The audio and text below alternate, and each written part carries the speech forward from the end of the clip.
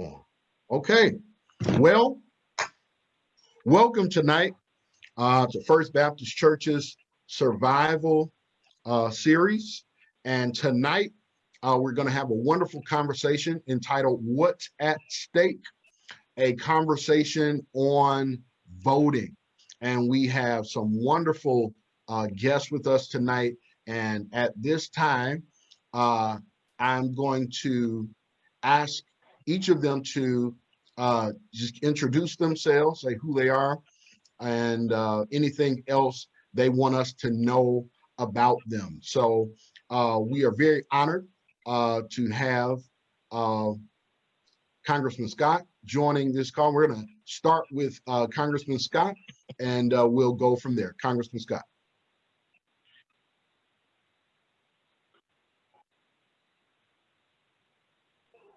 Okay, thank you, Reverend. It's certainly a pleasure to be here.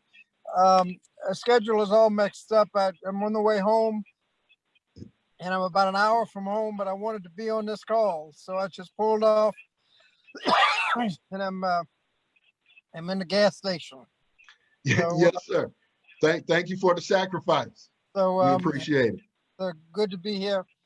I'm a member of Congress, chair of the Education and Labor Committee. Thank you, Congressman. Thank you so much. All right. We'll go next with the ladies. Jennifer. Hi there. I'm Jennifer Maynard. I'm the Director of Elections and the General Registrar for the City of Franklin. I've lived in the city for 15 years, and I've been in this position for a little bit over 9 years, and I appreciate you bringing me on so I can share in this discussion. All right, Jennifer, thanks so much for being with us. All right, Nicole. Hi, everyone. Nicole Wells Stallworth. I'm happy to be here as well. Thank you so much, Marcus, for putting this on and for the invitation. I am based in Michigan. My local roots are in Detroit. I currently am Assistant Vice President for Government and Community Relations at Oakland University, where I'm responsible for working with local municipalities, elected officials, in a variety of constituent bases on behalf of the university and university-based issues. I've been in government relations for about somewhere along the lines of 15 to 20 years in a variety of capacities. And I also have worked in grassroots and nonprofit spaces. I serve on a number of boards and chair a number of those as well at the local level. And those tend to be surrounded by, or their missions tend to be serving children, seniors, and families. So I'm excited about today's conversation. Okay, thank you, Nicole, so much for being with us. All right, Ms. Mona. Good evening, Pastor Jennings and everyone. I advocate for citizens. First of all, I'm from Franklin, Virginia, and I advocate for citizens of Franklin to get registered to vote and let their voices be heard.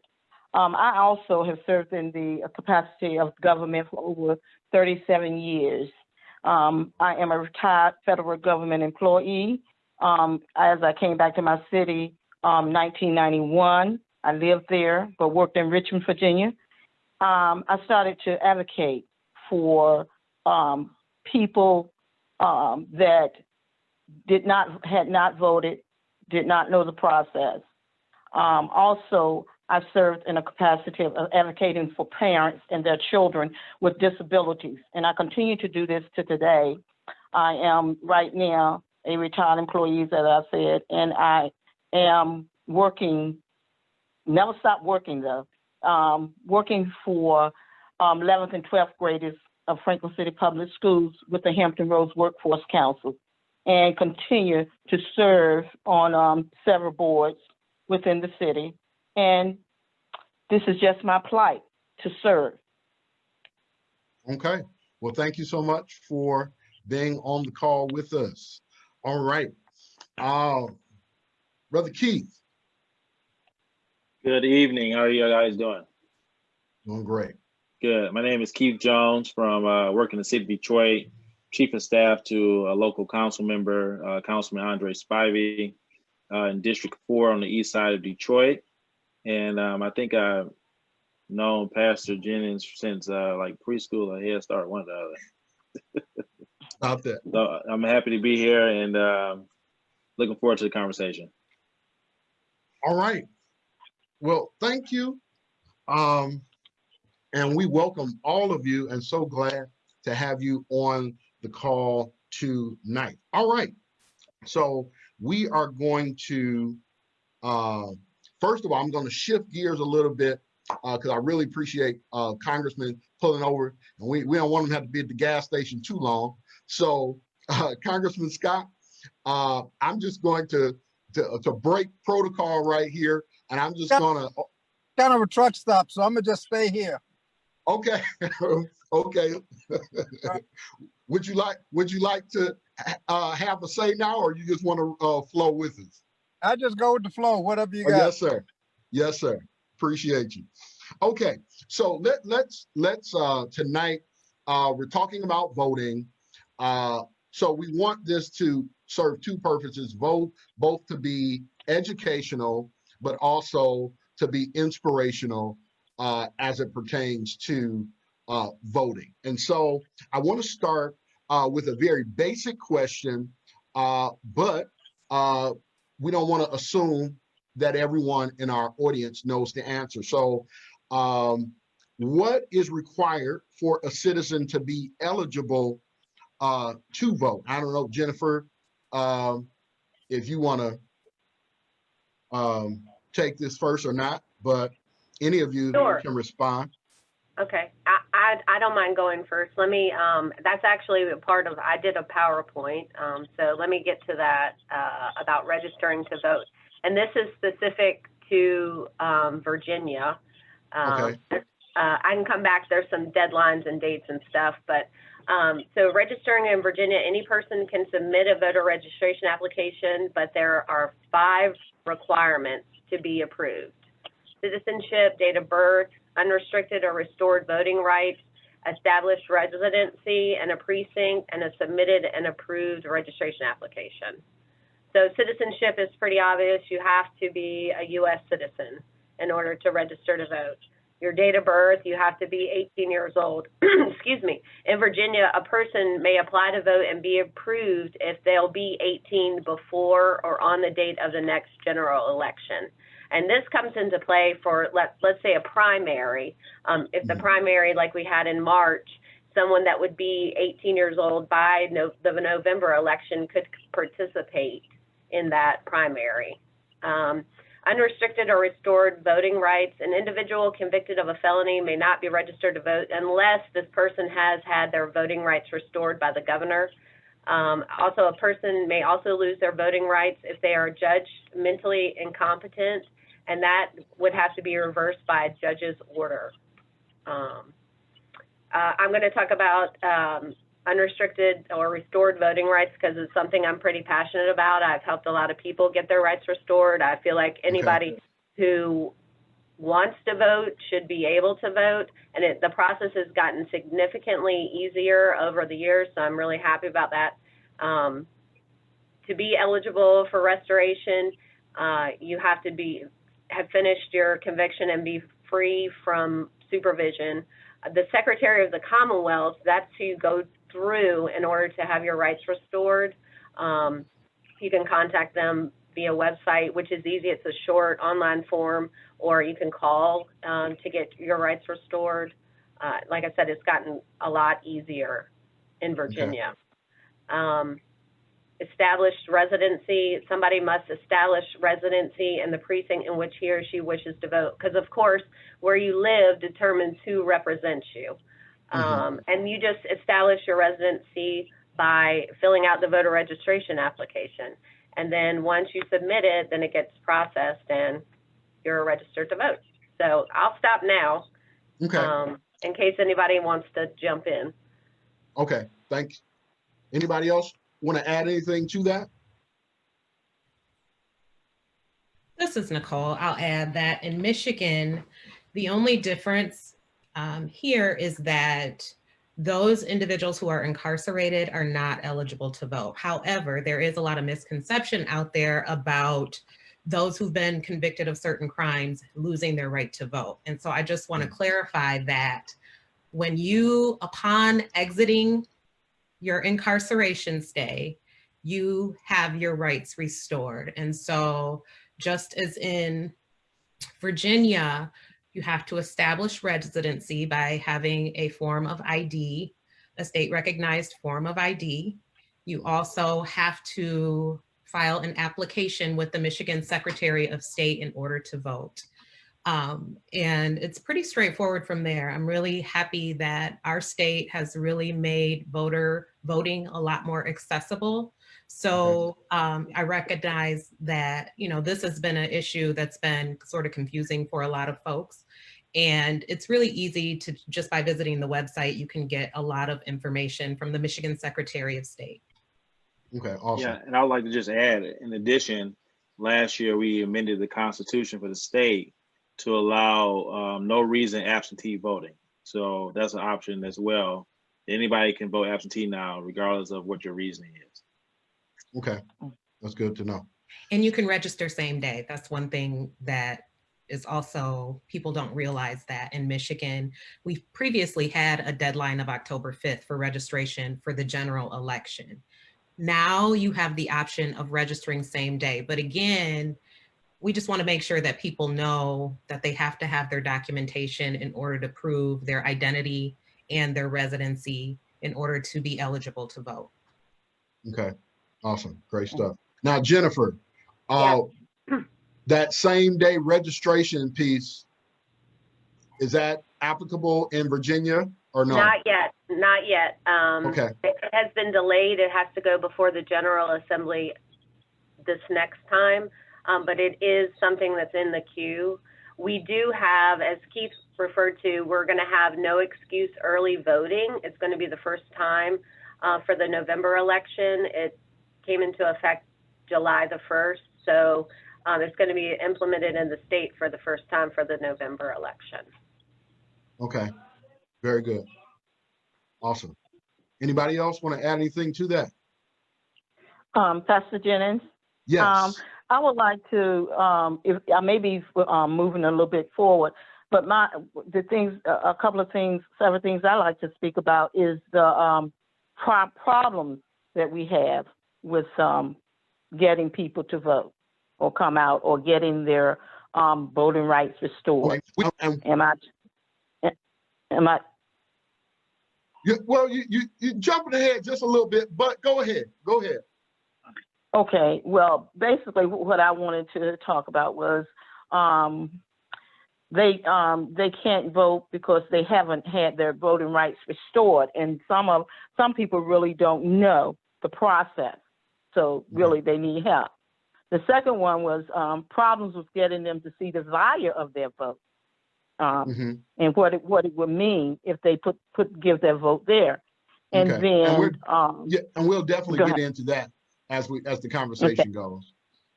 Okay, and sometimes people don't understand the process when you go door to door to vote, and therefore you need to be able to assist them to be able to understand. Okay. When you say they don't understand the process, are we talking about registering to vote or the actual? Yes, registering to vote. Yes. Okay. Yes.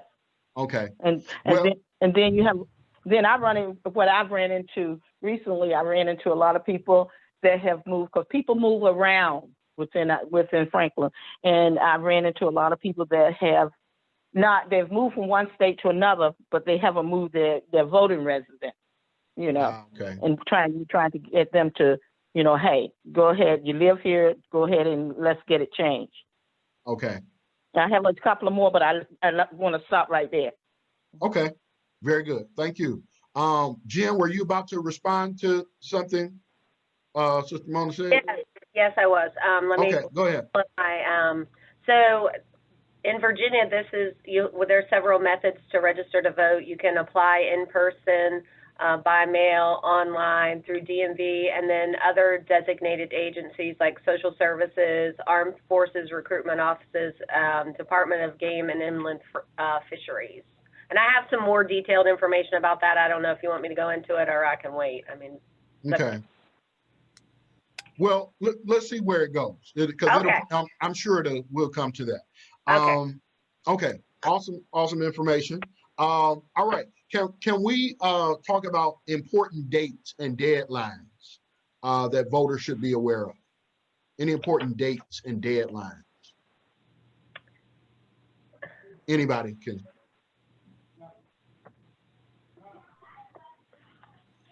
So let's start with Tuesday, August 4th. Okay.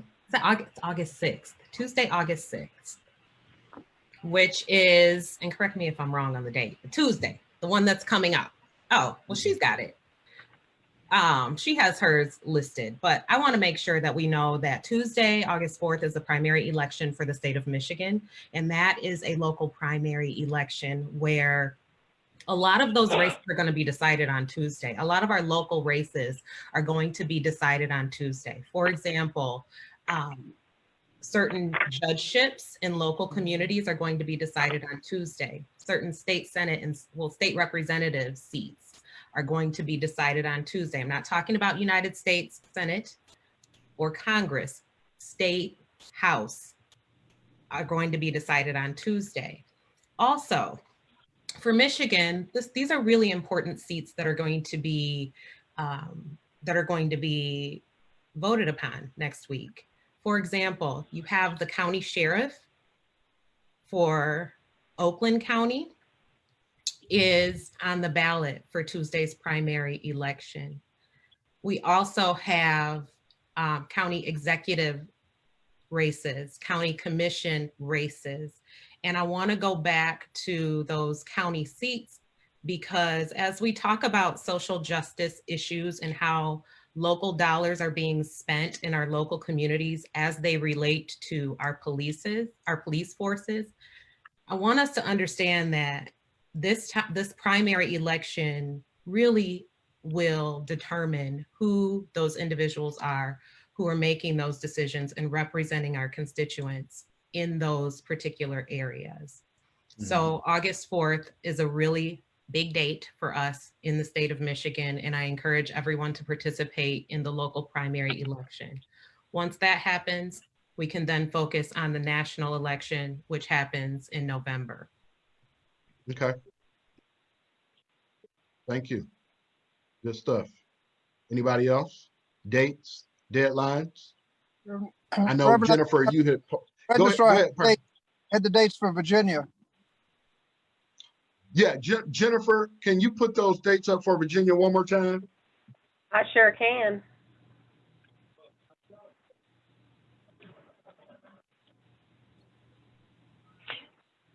And Jennifer, can you send us a copy of your PowerPoint presentation? I sure will, Ms. Murphy. Thank you. Right there. Okay. All right. So September 18th, absentee voting begins for the November 3rd election. October 13th, deadline to register to vote or update an existing registration. October 23rd, deadline to request an absentee ballot to be mailed to you.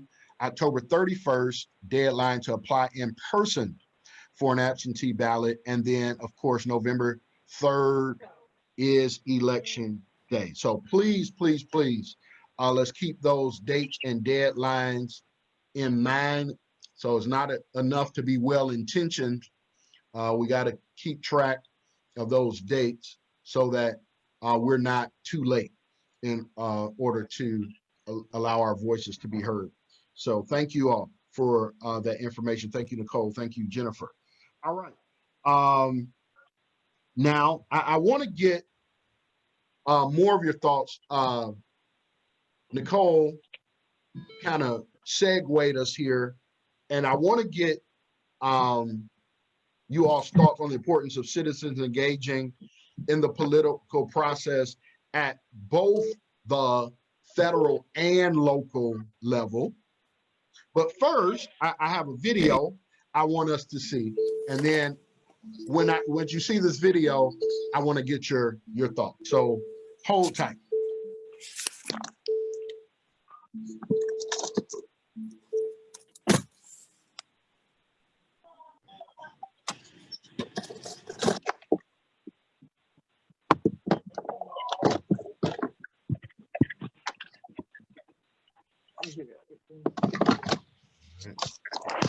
It's coming.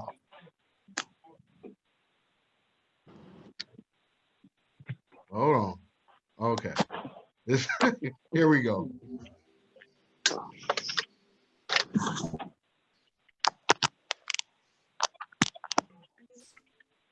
The first African-American president of the United States. I've been broke all my life, but I kept hope all them nights. You see business in my city? Yeah, they closed all them twice. I was just riding down Salem, all them potholes I can't drive. I know y'all can fix it faster, but I know y'all won't try. Don't nobody care about us, and that's why I don't vote. Voted for Obama back in 2012. I remember that's when I had hope. He was saying, yes, we can. And everybody got less food stamps. And when I turned 21, I was still broke. I'd never vote again. I don't think I ever had a president make my life better. Did it all on my own. Ain't no politician ever do a nice gesture. I don't even know the mayor's name. I ain't never seen her one time ever. Tell me how she gonna help the city. What I'm supposed to do, write letters?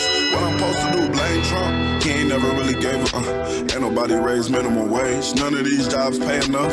I think they just want to keep us broke, cause they ain't putting nothing in place for us. This how all my people feel, but we gotta learn. We complained enough, let me change it up. Everything I just said, everybody I know think the same way. See, they don't want to see us vote, and we never do, so we see the same thing. But all our votes really do count, and they'll never really let it show. So now I'm finna break it down, cause if I don't, you would probably never know. First thing first, you know back in middle school when they taught us, it was 3 branches of the government. We forgot it when we got older. It's the judicial, the legislative, and executive. But all we know is the executive. That's the mayor or the governor and the president. Now none of them 3 people make no laws, they just be checking them. The laws come to their desk and all they do is say no or yes to it. So when the news station tried to tell us that Barack Obama couldn't put us on, we was all salty at Obama when it was the Congress members all along. We gotta focus on the legislative branch. Yeah, they the ones that make the laws. Yeah, they the ones write how much food stamp money you get on the card. But when people that wanted to help us wanted the job, I know they probably lost. Cause we ain't even know their name, we ain't know their face, we ain't know it all. So the Congress or the State House, that's legislative, they make laws. So what we want from the president is what they do. Okay, y'all? See, they election every 2 years, but we don't ever even go to those. The Congress, they can raise minimum wage, but we ain't even really know it though. So you know how back in 08, when we all voted for Obama, we was all supposed to go back in 2010 and vote for the Congress. Cause they the ones make child support laws. They the ones choose if your kids at school get to eat steak or corn dogs. The State House make the court costs. So if the country failed, then you can't say it's them, it's your fault. Cause y'all ain't know to vote for Congress members that was for y'all. And they don't gotta leave after 4 years, and we just let them sit. See, they don't wanna tell you this, they want you to focus on the president. Now the 3rd branch is the judicial, that's judges. They the reason why John Crawford and Trayvon ain't had justice. So when Meek Mill got locked up just for popping willies, we blame the judge and not the city when they let her get voted in, cause they ain't know who to vote against. Imagine life on the other side. Roads better, schools better, everybody get their license back, grocery store food better, custody of your kids back, homeless people get new shelters. If we gon' fix the U.S., we gotta start with them 2 letters, me and you. Somebody told us that the government wanna keep us broke, but the only reason why those people in the government is cause we ain't vote. And I ain't talking about the president, I'm talking about the ones we ain't know. See, they was gonna try to keep it low, but it's gonna hurt them when they see the polls. Every time you stay home, someone is making a decision about you, making decisions about the air you breathe, the water you drink, the food your kids eat, and how much money you bring home every 2 weeks. So every time you sit out an election, every time you don't show up because you think it doesn't matter, someone else is happy that you didn't show up, so they can make that decision for you. Vote.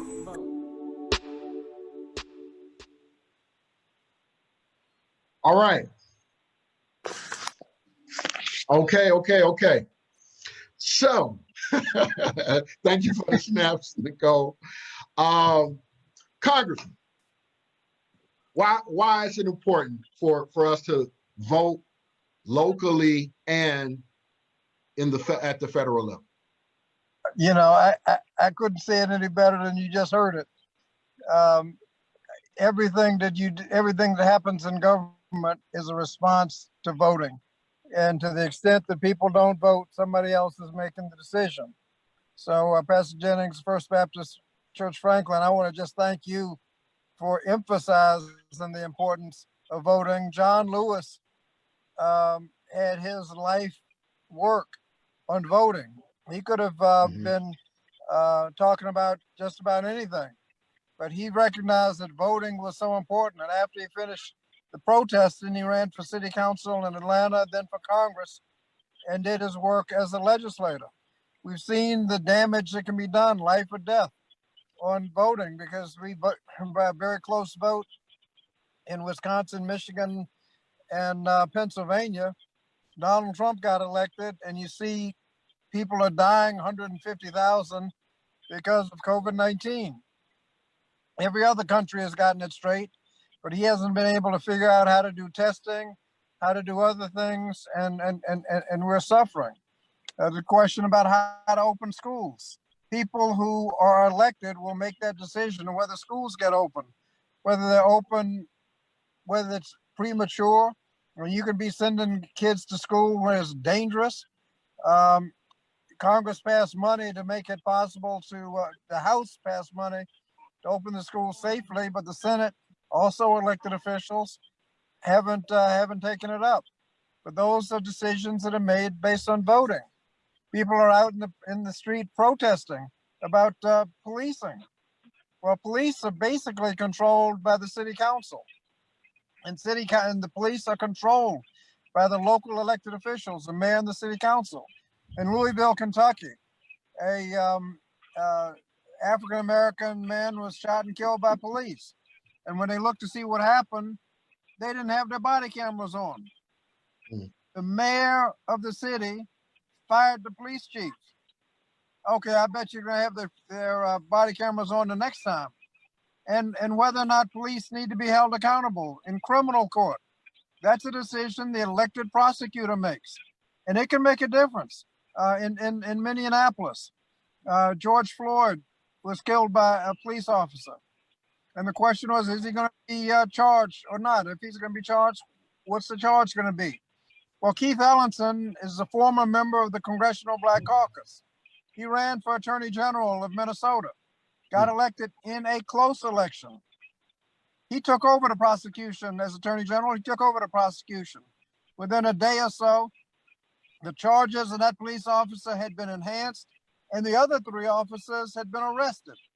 You wonder what would have happened if Keith had lost that close election. And the people who got elected in the House passed the George Floyd Justice and Policing Act to prohibit prohibit chokeholds, no-knock warrants, to prohibit racial profiling, to make sure that you have national standards, make sure you have more data to make decisions on, and make sure that you can hold your police officers accountable by changing some laws that made it kind of hard to hold them accountable. That bill passed the House because it's controlled by Democrats and went over to the Republican Senate, and they haven't taken it up.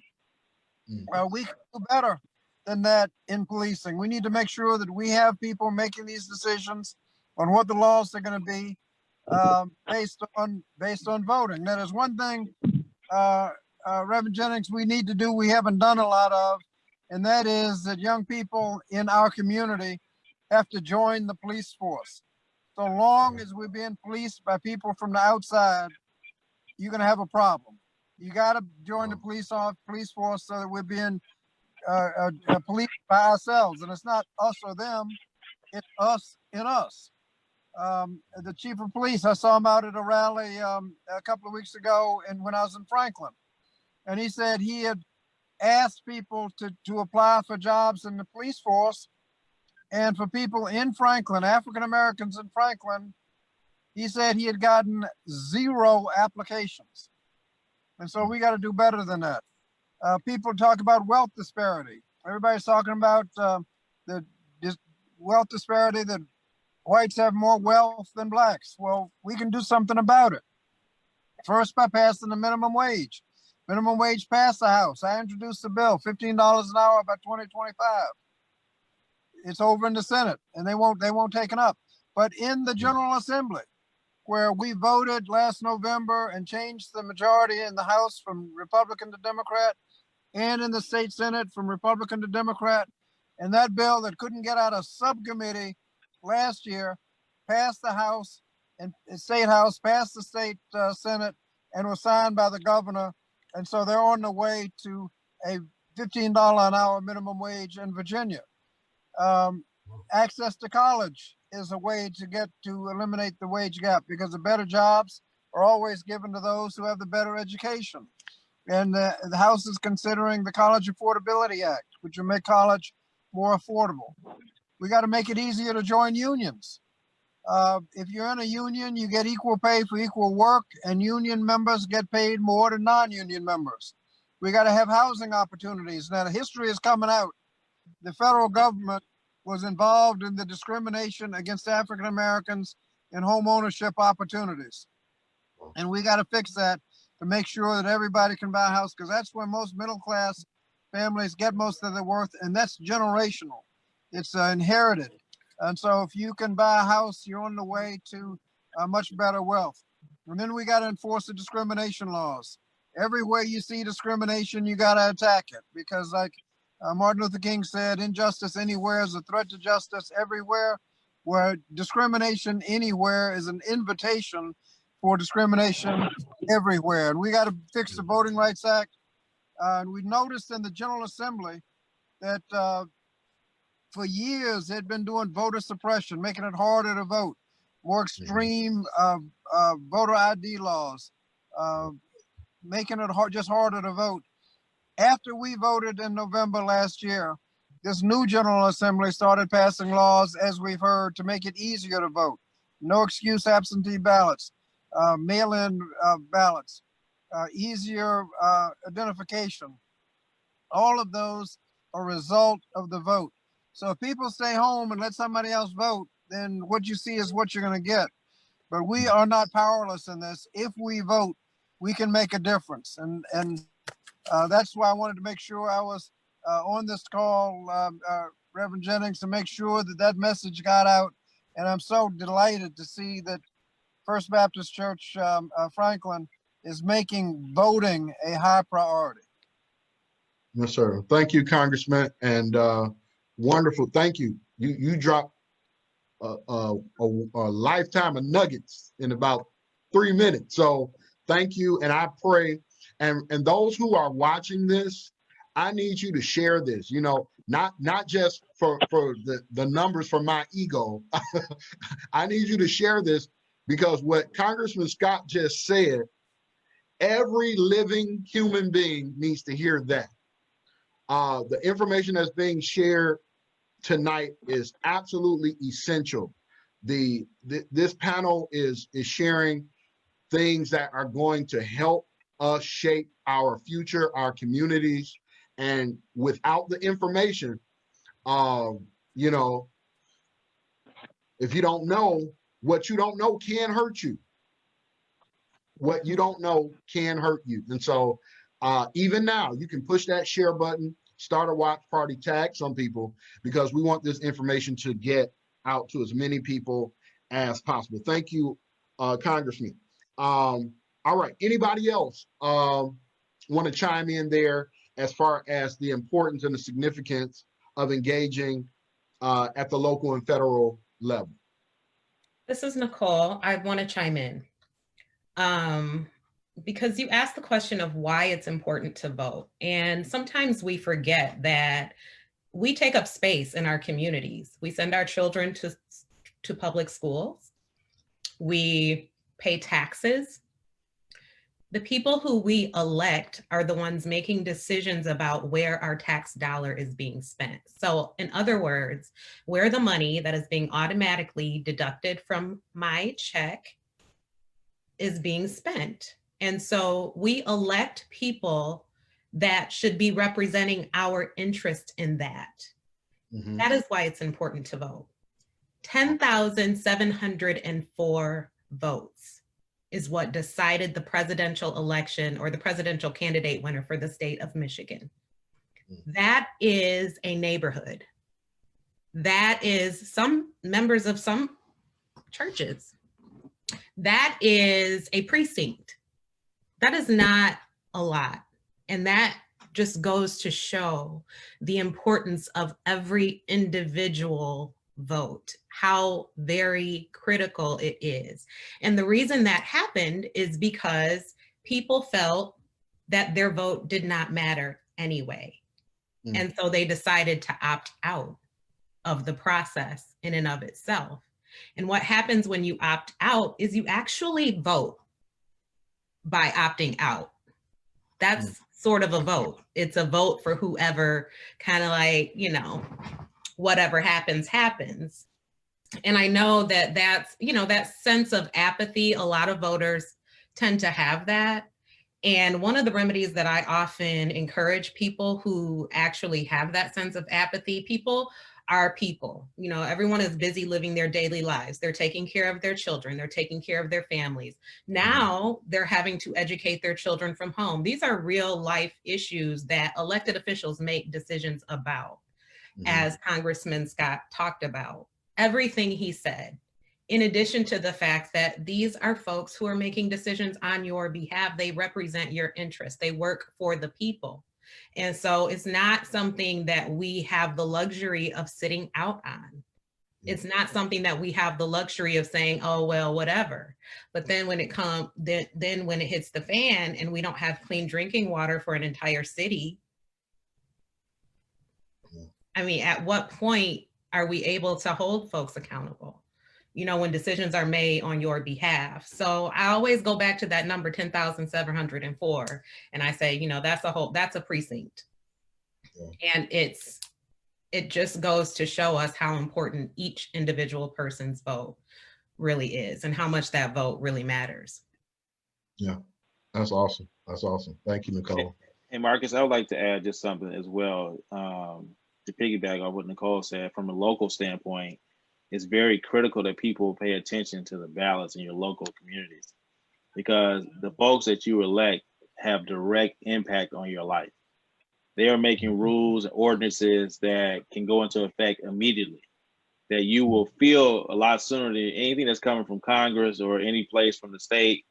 These people really impact your life. So it's very important that you participate. As Nicole said, and primary elections are very critical, because a lot of elections are decided in primary elections. And especially this year, we need everybody to vote in this presidential election. But in addition to that, one thing that has nothing to do with voting, but has everything to do with the quality of life that we have, is the census. We need people to be just as committed about completing their census that they are about voting, because census decides what type of dollars come to your community for over a 10-year period. And so it's very critical that people complete those census. I know the deadline is coming up here soon, but we need everybody that can hear our voice, anybody that's in any, especially in urban communities, you need to complete your census. That determines how much money you get for Section 8, for additional grant dollars that come for police, public safety, just quality of life issues that are decided based off those census. And once it's done, that's it for 10 years. And it'll start all over 2 years later. So it's very critical that people not only vote, complete those census forms. Awesome. Thank you, Keith. Good stuff. Good stuff. And this is rich. This is critical information. Critical information. All right. Keith, I heard you mention it earlier.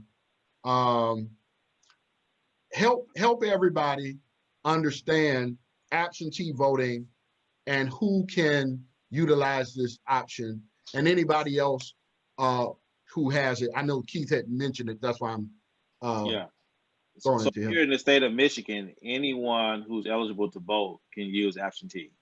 And essentially, it allows you to get your ballot, I think it's like 45 days before the actual election here in Michigan. And you can cast your ballot and mail it in, and you'll be counted. And so, you know, traditionally, you don't know what the weather is. So that's what everybody is afraid of for election day, because you don't know what's going to happen on election day. So that's why it's a great thing here in Michigan. that you can vote early, because that way you don't have to worry about it. You can sit at home in the comfort of your home. You can call the Secretary of State's office or the local clerk office here in the state, get your absentee ballot sent to you. You complete it. It comes in a self-addressed envelope. You sign it and send it back. And we also have here in Detroit now, our clerk, Janice Winfrey, we have this thing called Ballot Track. So once you submit it back in, it tracks the process along the way, so that you can know exactly when your ballot was received by the clerk's office, when it was counted. All the information is sent to you via text or via email. So it's a great system. Anybody who think they may be inconvenienced or not able to vote on actual election day, they definitely should do it. In Michigan, I think it's too late now for the primary to request one. However, we have early voting at community colleges throughout the city, so you can go there and vote in person absentee, but to actually get it mailed to you, it's too late for the primary. Okay. Reverend Jennings, in Virginia, we've had all our primaries, so the nominations and people on the ballot are already locked in, so we don't have that challenge. But the General Assembly passed no excuse absentee voting. It used to be that you could vote absentee, but you had to verify that you were unable to make it on election day because you were going to be out of town or you had to work or something like that. You had to have an excuse. Now you've got no excuse absentee ballot. You want to vote absentee, you just say you want to vote absentee. You can vote absentee by sending in an application, getting a mail ballot and mailing it in, or you can show up at the registrar's office early and fill out the application. They'll give you the ballot and you can cast your ballot right then and there and be finished with it early. So you don't have to stand in line or anything like that. So that's what happens when they're trying to make it easier to vote rather than make it hard. And those that need their rights restored, as the registrar said, they're making that easy. All you got to do is apply, call the Secretary of the Commonwealth, or any elected official can steer you in the right direction. The governor is doing those since McCullough. Well, actually, for about 20 years, each governor has been doing more and more. Terry McCullough just went off the chart and just did everyone he possibly can. In fact, he did, by one executive order, restored everybody's rights. He got sued. The Supreme Court said, no, you got to do them one at a time. He bought a box full of pens and took him a couple of weeks, but he signed every one he possibly could. And Governor Northam is following that lead. And so if you have completed your sentence, apply for restoration of rights. Do it soon so you don't get caught up in the paperwork, but you will be able to vote if you have completed your sentence. They also eliminated, there used to be, you had to also have paid all your fines and costs. They eliminated that because that's really a poll tax. But just apply. There may be some technicality where they can't get to you, or you might not qualify, but just about everybody is qualifying. So apply, get the information, get qualified to vote, register, and on election day in November, vote. Makes a difference. Okay. Thank you, Congressman. Thank you, Key. Awesome stuff. Anybody else? Anything on absentee? Can we go back to the voter turnout? Okay. Just for a second. I just want to show you in Franklin, for example. Sure. So I picked president for federal, governor race for state, and then our local election. Excuse me. As you can see, in November 2008, we had the highest voter turnout, 74%. And this past local election, we only had 17% voter turnout. And in fact, one of the races was only decided by 9 votes. So yeah, it is so important that everybody go out and vote. Excuse me, you can see here for the federal race how high the turnout is versus the state versus our local. So I wish everybody would vote that's eligible every time, because I have the same amount of work to do regardless of who shows up. So I like it when we have high turnout, but I just wanted to pop to that. And I do have some information about what Congressman Scott was speaking about the no excuse early voting, if I can go to that. Okay, very good. Okay, I'll try to be quick. There's so much information. I know. Okay, so like you said, 45 days ahead, you show up at the registrar's office. Some larger localities are going to have satellite locations. So besides the registrar's office, you can go across the county or city where you are. We're so small here in Franklin, we're not going to do that. The last Saturday before Election Day, we're open the last 2 Saturdays prior to. That is the last day to vote early. And you, like Congressman Scott said, you don't have to have a reason or fill out an application. You just provide your name and address and show an acceptable form of ID, which the state has done away with the requirement for a photo ID, or you can sign an ID confirmation statement. If you choose to vote by mail, you apply either online or get us the application, and then we'll mail them out starting 45 days prior to the election, which for this is September the 18th, which is right around the corner. Just make sure that you review the instructions and complete your ballot and get it to us by 7 p.m. on Election Day. If you're going to mail it in, it has to be postmarked on or before Election Day and received by noon on the 3rd day after the election, which in this case is that Friday. So I just wanted to throw that out there. Thank you. Okay, so the ballot does not have to be there on election night? Just postmarked before election? Right, that's right. That is brand new. So that just went into effect July the 1st. So now they give, as long as it's postmarked, I think they said in the last November election, there were 3,000 ballots that were received after Election Day. So to make sure that those people's votes count as well, they have extended the time as long as there's a postmark by Election Day. Okay. Awesome. Thank y'all. This is good. This is great information. All right. Anyone else on absentee Yes, I would like voting? to. Go Yes, ahead. I would like to say something, Pastor Jennings. That's why it's so important. Yes. Can you hear me? Yes, we hear you. Can you hear? We hear you.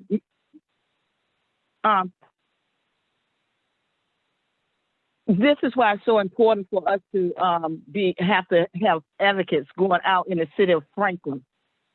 Mm-hmm. Going out in the city of Franklin to try to get people to register to vote, people that are already registered to vote. Amen. Now, let me ask you, is there a effort to recruit persons to do that happening right now? Not that I know of, no. I mean, I do it on my own. I get my ward rep, which is Dr. Johnson. We are doing it.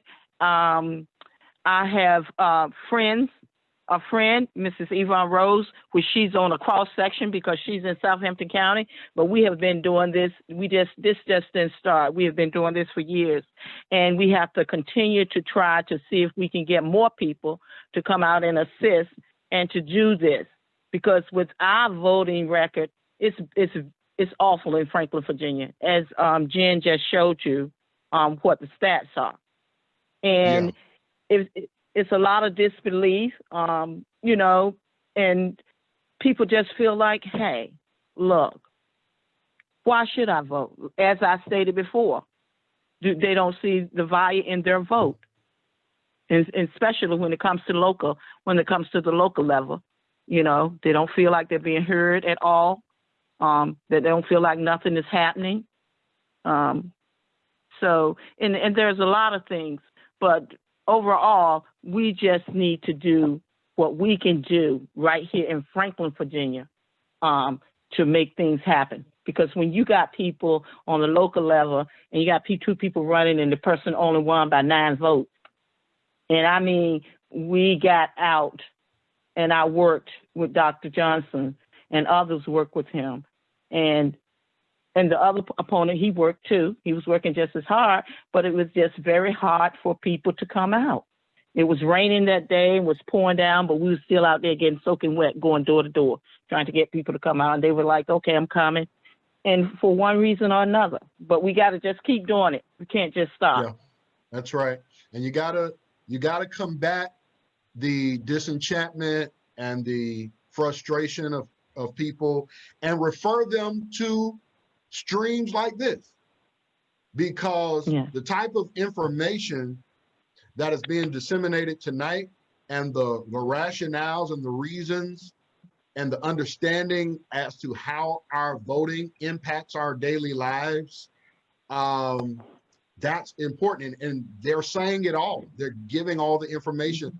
Just borrow some of this stuff that you hear that I'm serious. Just borrow it and regurgitate it. And if they need reasons why, and I'm gonna make that video that I play available. I'm gonna put it in the comments so you can share that with people and young people, even old people, because it's not just young people that are apathetic. It's grown people who've been here for a while. And so, and we're trying to do our part this Sunday at First Baptist Church. We've done what is necessary to get trained to have a voter registration drive. So we'll be having a drive outside at the church this Sunday at First Baptist Church. And I know that's not going to solve it all. I know it's going to get everybody registered, but we're trying to do our part. And so maybe Sister Mona, we need to have a conversation as to how we can maybe get some recruiting or something going on. Greatly appreciate that. Okay, so let's do that. Reverend Jennings. Yes, Reverend, sir. 3 years ago, there was an election for the House of Delegates in Newport News that ended in a tie. After 3 counts, it ended in a tie. That election decided the majority of the House of Delegates. It was a tie. Half the people, as the chart showed, more than half the people didn't vote that day. If any one of them had just showed up and voted, their vote would have made the difference. Not only that election, but in the control of the House of Delegates. And so people don't want to be in that situation. We've heard what happened in Michigan, where the whole state was decided by the population of a precinct. You don't want to be in a position and look back where you were one of the 9 that could have made the difference in a city council election, or you could have all by yourself in a House of Delegates election made the difference in that race and decided the majority in the House of Delegates. There are a lot of races are close. 2 years ago, when in Congress, we had just barely gotten the majority. Democrats had just barely won the majority on election night. But for the next 2 weeks, as they finally finished counting the votes, we won 15 more seats. Because they were that close and they couldn't decide it. We were winning about a seat a night. It was just incredible. But for the next 2 weeks, we picked up 15 seats because the races were so close. Now, if you look back, if all of those had gone just slightly the other way, we'd have lost those 15 seats. They were that close. And so everybody needs to vote, and those votes can certainly make a difference. Yeah. And I think I encourage everybody, start with your household and your personal sphere of influence, your family, your friends. Don't let them talk crazy about why they're not going to vote. Just be relentless. Don't let up on them. Be insistent. Make them understand you have to do this. It's so important. And that's another reason why we have this night tonight, because it's too important to let people get away with the same excuses they've been giving for why they haven't participated and engaged. So just start where you can. start with your group, your friends, your sphere of influence, and prayerfully, that will make a difference. So y'all be encouraged. Don't get discouraged. All right. Well, Pastor Jennings, before you go on to your next question real quick, I know it's probably not going to be quick, but on this topic of voting, I want to address one of the things that I think is an elephant in the room culturally. And that is that we tend to vote with our feelings and emotions. We tend to get into a space where it's like, okay, if I'm feeling this person, which, you know, that's a plus. I understand that's a part of the culture. But at the end of the day, we're voting for someone to perform a job duty. We are voting for them to be a competent person to be able to perform a job. And that is the part that I want for us to really start to get our minds wrapped around a little bit better. And it's really it's really the timing of this discussion after Congressman Lewis was laid to rest yesterday. And, you know, I wonder how many feelings he had when he was protesting on the Edmund Pettus Bridge about the right to vote, and he was being attacked by dogs and he was being fire hosed. I wonder if he felt, you know, if he was feeling that, you know, I wonder about that. And the thing of it is that, you know, we need to understand the history of voting rights. We need to make sure that we're doing our due diligence. These are issues that just did not form yesterday. Or, for example, the police brutality issues are issues that they didn't start with George Floyd or Trayvon Martin. These are issues that have been long-standing for many, many years. And the only reason that progress has been made was because even though people were feeling a bit apathetic and a bit discouraged, and maybe they weren't all gung-ho about their candidates, they still made sure that they exercised their right to vote. The other thing that we tend not to do is to actually get information and get involved and get engaged with candidates. You know, how often do we actually show up at a candidate forum? How often do we educate ourselves about who these actual candidates are when the opportunity presents itself?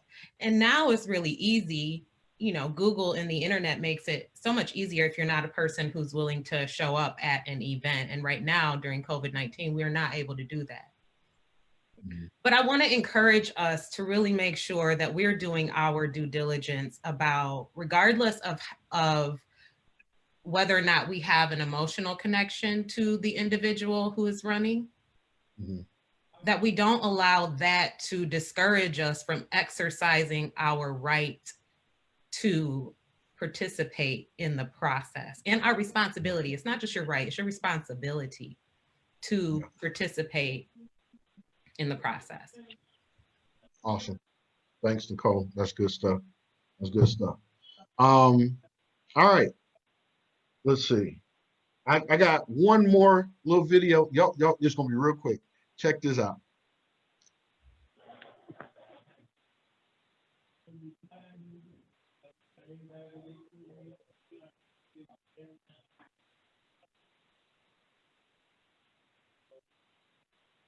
Trump claimed mail-in voting will produce the, quote, most inaccurate and fraudulent election in history. He then went on to suggest waiting until people can, quote, properly, securely, and safely vote. The idea was shot down by both sides of the aisle, including Republican Senate Majority Leader Mitch McConnell. Here's what he told our CBS affiliate in Kentucky, WNKY. Well, never in the history of the country, through wars, depressions, and the Civil War, have we ever not had a federally scheduled election on time? And we'll find a way to do that again this November 3rd. The president floating, delaying the election, Chris, your reaction? Well, on the one hand, of course, you don't take it. You take it neither seriously nor literally, right? I think there's probably a lot of truth in what John says, that it's just flummery. and he's either trying to provoke a reaction or trying to sow doubt about the outcome. So on the one hand, it's whatever. On the other hand, we staged elections during the Civil War. Abraham Lincoln was reelected during the Civil War. We staged elections during the Second World War. We've staged elections during other pandemics. We have done it all. And the idea for an incumbent to suggest that we would delay an election now while he is in power is, of course, totally out of character with all of his predecessors. Okay, go. What is at stake with this suggestion? What are your thoughts? What are your feelings? Well, somebody's scared. I think he was saying something that he knew was totally outrageous that people would react to just to divert attention from the fact that earlier that day, the worst economic news had come out since they had been recording those economic statistics. Oh, wow. So he said something, everybody gets all discombobulated and forgets about the economic news to go down this rabbit hole that he knows he doesn't have the authority to do. And so it's kind of working because we're talking about it and not about the miserable economic news, nor the fact that over 150,000 people have died on his watch because of COVID-19, way over what other countries have experienced who have taken it seriously from the beginning and not let it get out of hand. So I just looked at it as a diversion. He knows he doesn't have the authority to change the date of the election. You know, just give you credit for what he's doing. He's diverting attention from the bad economic news. And the fact that what he's saying is outlandish, that even Republicans are attacking, shouldn't divert people's attention from the 150,000 people have died or the bad economic news. Okay, thank you, Congressman. Key? No, I agree totally with everything what Congressman Scott said.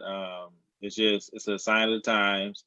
It's actually getting played out, and I hope that people will see past it and through it, and in the next 90 odd days, we'll vote them out. I mean, it's that simple.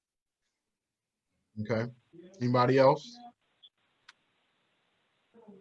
I agree with Congressman's statements. The one thing that we have to keep in mind, especially right now, is that we are still in dire economic straits as a country. We have lost, as a state, we are projecting a $5 billion revenue loss. And the United States, the federal government is projecting similar losses. And then the business sector, you know, to the point that the congressman was making about the economic downturn that's happening and the announcements that came out yesterday. For example, in Michigan, the major automotives are reporting $1 billion plus losses for the quarter. These are things that are concerning. These are the things that we should be focusing our energies upon. In addition to the fact that we've had over 150,000 deaths from COVID-19, and we're still debating whether or not folks should wear masks. These are the things that we would be expecting the office of the president to be focusing on. Instead, he's making statements about things he has no authority over. And so I would just encourage us to remain vigilant and focused and not even, do things like share that type of thing on, I mean, there were so many shares of that statement the president said that, it's a way to easily distract, the things that people are really paying attention to. And this is not the time for that. People's lives are being lost. People are actual real people are losing their lives to this virus. Okay. All right. So just so everyone's clear, we do not have to worry about the election date being changed. So if you were worried about that, worry no longer. Okay. Thank you all. Now, all three of you brought up economic issues, and I know Keith earlier had spoken about the census and how the census impacts dollars that come into our communities. There's a question asked about the census, where to access it, how to fill it out. I know they are sending them to your home, but what are other ways to complete the census? And what is that deadline or what have you, if we know it? I'm not certain of the actual deadline, but you go to census.gov, and if you want to do it online, complete your application online. They'll send you a card with a PIN number on it that you use to complete your actual census online. It takes literally 10 minutes at the most to complete. And it doesn't matter where you actually registered to vote or what your ID says. It's where you lived on April 1st. So if you lived in Detroit or wherever place, Virginia, Franklin, and that's not where you're registered to vote, that's fine. Wherever you laid your head or called home on April 1st, that's where you can put on your application.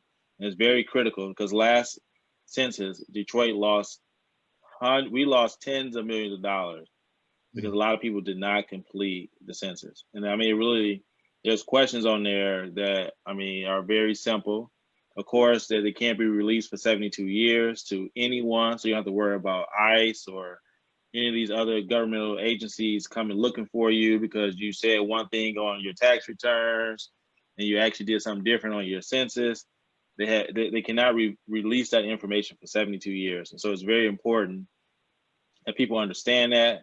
Whoever's living in your household at the time, have them listed on your census, and so that your community can get those dollars to help improve the quality of life in your neighborhoods. It's very critical. This is a one-time opportunity every 10 years, and now it's time. And also your political representation is based on the apportionment. So if a lot of people don't fill out the applications where you had 2 people in the area representing you, maybe in the state house, you may look up and only have 1. So That's true. Thank you, Congressman Scott.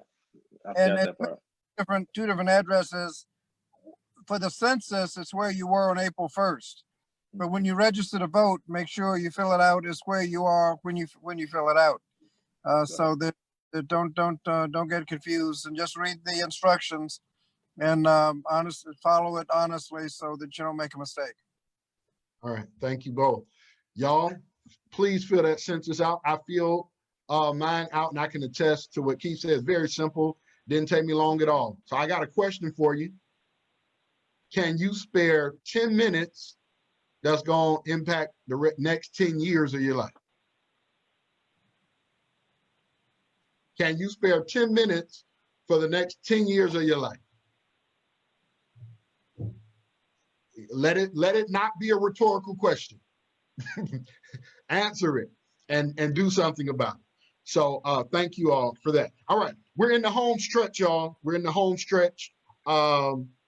Just a couple questions, literally a couple more questions, and we'll be wrapping up. Now, Nicole brought up something that is absolutely significant and is quite interesting, yet I think it's appropriate that we're having this conversation about voting again the day after Congressman John Lewis was laid to rest, who is an alumnus of my alma mater, American Baptist College, Nashville, Tennessee. ABC, stand up. All right. So, as many of you know, our schedule for this summer series was already published and planned, so there was no way we could have orchestrated this, but as they say, God works in mysterious ways. So, when you all reflect on the life and legacy of Congressman Lewis, what comes to mind, and what do you think his message to us would be right now?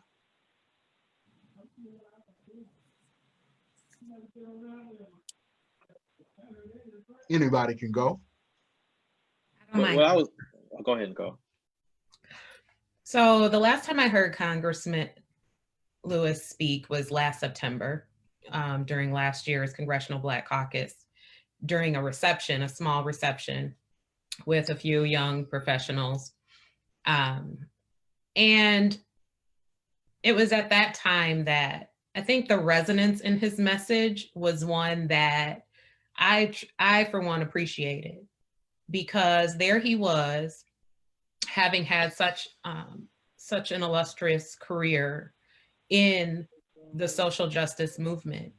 And at that time, he talked about his time, the fact that he was left for dead on that bridge, but the fact that he also lived long enough to introduce the first Black president on that same bridge.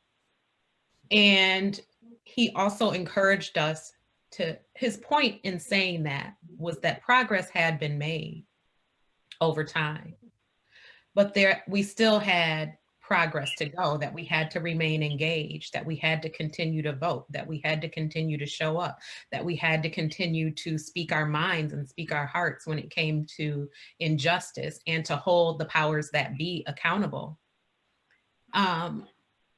He never gave up on showing up to give that message. He never gave up on showing up for that cause and that issue. And so when I think about our responsibility, I often think about people like him who never gave up. I'm sure he probably got tired. I'm sure he probably got discouraged, but he stayed woke, as I like to say. You know, he got tired on occasion, but he stayed woke. And that's something that, you know, I remind myself often about, because particularly in times like now where you know, we are experiencing a lot of polarization among each other, among our peers, among the organizations that we may be part of, within our workplaces at times, we have to remain vigilant about the things that are most important, and about the things that are rooted in purpose, rooted in value, and rooted in justice and equality, and access to the same America that every other person has access to. Yeah, that's great. All right. I agree. I would just say, sure, I agree with everything that Nicole said. Actually, last time I actually saw him was in the CBC last year as well. But I would like to encourage everyone to go to the New York Times and read his final essay that he wrote, Together You Can Redeem the Soul of Our Nation. It was a very moving piece. I felt empowered after I read it, and it was very touching to understand that someone was near death, was near death and could write such an essay. I mean, it's very powerful.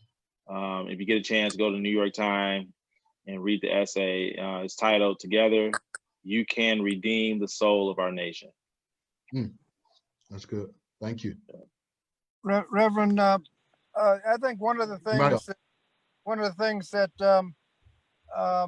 I think is instructive about John Lewis is he always believed in voting.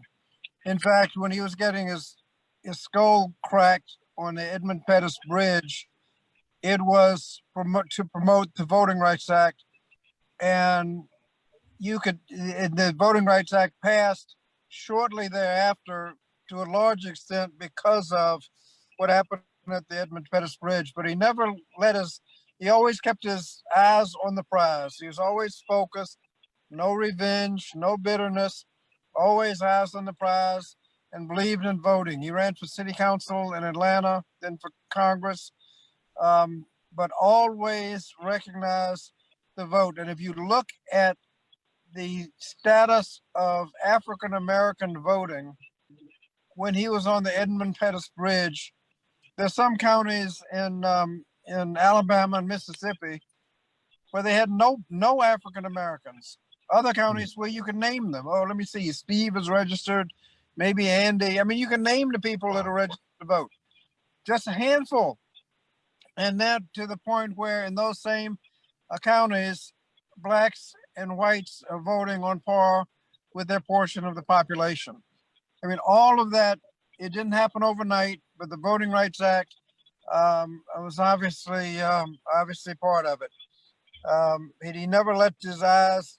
He always kept his eyes on the prize, and he always had that optimism that we're gonna get there one day.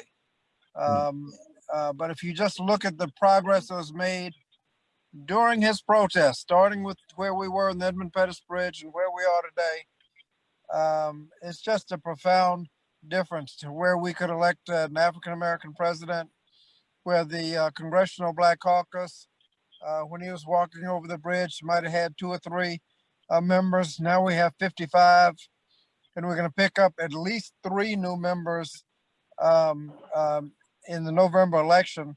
They won their primaries and are virtually guaranteed to win the election. And there's several others, including right here in Virginia, Cameron Webb in the 5th district has an excellent chance of winning. I mean, that's already scored as a potentially very close election. So, and there are other races around the country, North Carolina, New York, and others in New York State. But if you just look at the difference where African Americans can compete because of the Voting Rights Act, it's just a world of difference. And he really noticed it, and he never wavered. He always wanted to keep making progress. Yes, sir. Thank you, Congressman, for sharing. Anyone else? Yes, I would like to say that I totally agree with everyone's conversation that has been said. It's our duty. I think it's our duty. It's our job. They fought, they bled. I mean, he did more than what any of us, I think, can imagine with everything everyone went through.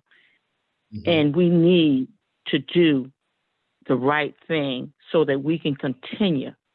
And as I think it was a quote from someone at his funeral said, it's morning time. So with where we are today, we would not have been where we are today with not everything that he did and stood for. And we should be accountable and do our part. Amen. Thank you, Sister Mona. All right, y'all, we are wrapping up. This has been great. In about 10 seconds, I want to give each of you a last parting message that you want to share or leave or impress upon the listening audience. Anybody can jump in. Give me a good, I would like to jump 10 in. seconds. Let me start in 10 seconds. Okay. Vote because elections have consequences. Yes, sir. Thank you, Congressman. Go ahead, Sister Mona. Vote because it's your duty to vote. And if you want to continue for us to do what we're doing and have this life and this freedom we have, it's your duty to vote. Awesome. Thank you, Sister Mona. So I have a couple of calls to action. One of them we already talked about, which is complete the census. The other one is vote, but bring 10 people with you to the polls to make sure that they also cast their ballot. No less than 10. 10 is low. That's the minimum. Get in your car, do what you need to do to get stamps. The one thing we didn't talk about was the fact that when you mail in your ballot, you do need a stamp of your own. That does not come with the ballot. So you may want to be someone who provides stamps to people who are not able to get them for themselves. And then volunteer on election day, wherever possible, to make phone calls for your candidate, to make phone calls to get out the vote, to encourage people to vote, but vote. Awesome. Thank you, Nicole. Keith? Yes, I would just say I echo everything that everybody said, and you see my backdrop. Your vote counts, and I just want to encourage people to vote. It's very essential. It's important. It's the greatest thing that you can do to let your voice be heard. Is to vote. Thank you. Jen, you still with us? I am. I keep trying to jump in, but I'm too slow. So. Oh, I'm sorry. No, that's okay. That's okay. So I just want to remind folks that are in Franklin that we have president and vice president on the ballot in November. We also have U.S. Senator, U.S. Representative, and 2 constitutional amendments. So please read up on those, because that slows the time down when you get to the polls if you're not familiar with what the constitutional amendments are going to be. And also, talking about volunteering, we always need officers of election to work at the polls on election day.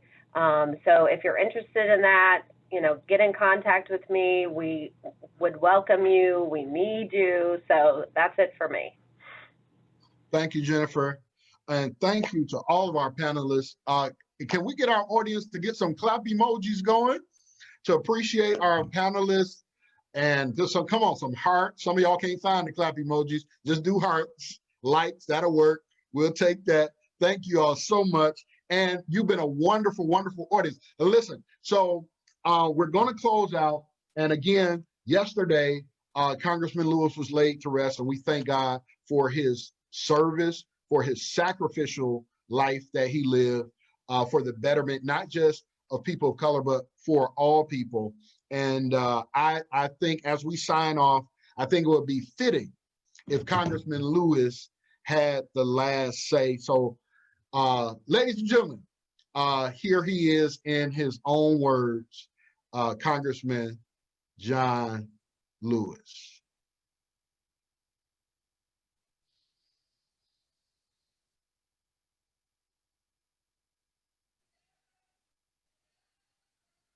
Recognized. Madam Speaker, I rise in strong support of H.R. 1, and I urge each and every one of our colleagues to support this bill. Madam Speaker, you have heard me say on occasion that the right to vote is precious, almost sacred. In a democratic society, it is the most powerful, nonviolent instrument or tool that we have. In my heart of hearts, I believe we have a moral responsibility to restore access for all of our citizens who desire to participate in the democratic process. Many people marched, protested for the right to vote. Some gave a little blood, others gave their very lives. This weekend, many of our colleagues traveled with us to Alabama, to Birmingham, to Montgomery, and to Selma. They saw the signs in the museums that said white only, color only. They visited the First Baptist Church in downtown Montgomery, where we feared for our lives as the mob waited outside to attack and kill us. They stood on the Edmund Pettus Bridge, crossing the Alabama River, where we were beat tear gas while attempting to march from Selma to Montgomery to dramatize the need for voting rights. Madam Speaker, you have heard me tell the story before, and you know our work is not finished. It makes me sad.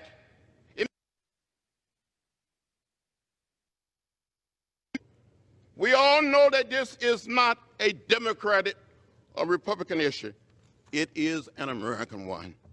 For the past few days, I listened to the debate on this bill. I spent some time having what I call an executive session with myself. The words of Dr. Martin Luther King often said that the art of the moral universe is so long, but it bends toward justice. The vote is an opportunity to be on the right side of history. It is a chance to cast a vote by the people, of the people, and for the people. So I ask you, if not us, then who? If not now, then when? The time has arrived to tear down the barrier to the ballot box.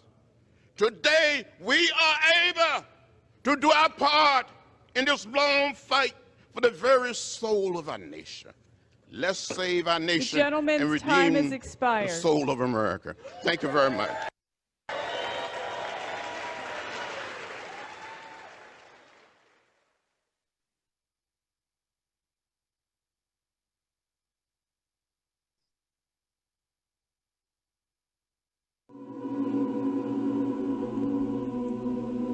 If I can help somebody